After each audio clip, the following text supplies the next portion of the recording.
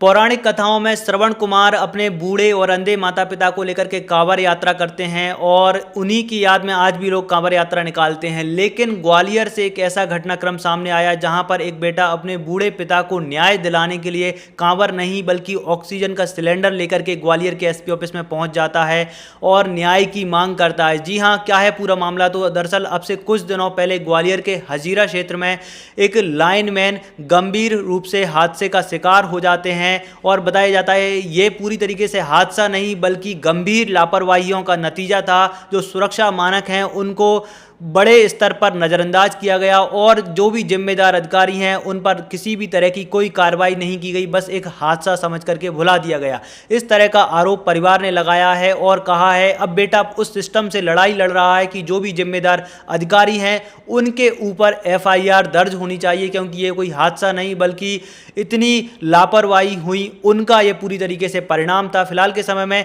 ग्वालियर के SP office में न्याय की मांग को लेकर के जो बेटा पहुंचा है और इस पूरे घटनाक्रम को लेकर के आप जो भी सोचते हैं अपनी राय आप कमेंट बॉक्स में जरूर लिखें। मेरे को परेशानी ये है कि मेरे पिताजी विद्युत विभाग के कर्मचारी हैं जिनका 1 साल रिटायरमेंट का रह गया था। अधिकारी द्वारा उन्हें एक जोन से दूसरे जोन काम के लिए भेजा गया।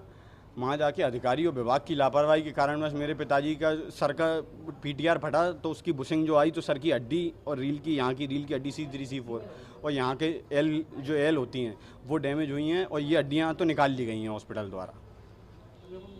उसमें विभाग द्वारा कुछ भी ना, मेरे पिताजी को अस्पताल में भर्ती तक नहीं कराया गया। मेरे पिताजी को मेरे भैया ने, शुभम शर्मा ने, उनने भर्ती कराया।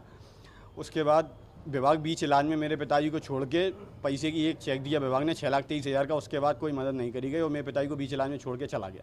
आज की डेट में लगभग मेरे घर वालों ने 19 से 20 लाख रुपए का खर्च कर दिया है और लगातार चल रहा है, डेली खर्च कर रहे हैं। सर मैं ऑक्सीजन सिलेंडर इसलिए कि अगर आप एफआईआर नहीं करेंगे मैं कल अपने पिताजी को ले आऊँगा। आप सेल्फ एग्जामिन करके एसपी महोदय खुद चेक कर लें कि मेरे पिताजी की घटना है कि नहीं है। मैं एक चीज़ मानता हूं कि अगर पुलिस विभाग एक कोई नॉर्मल एक्सीडेंट होने पे हाल एफआईआर लॉन्च कर लेती है, यहाँ से मेरे पिताजी 4 माह से ऐसी कंडीशन में डले, आप एफआईआर लॉन्च नहीं कर पा रहे हैं।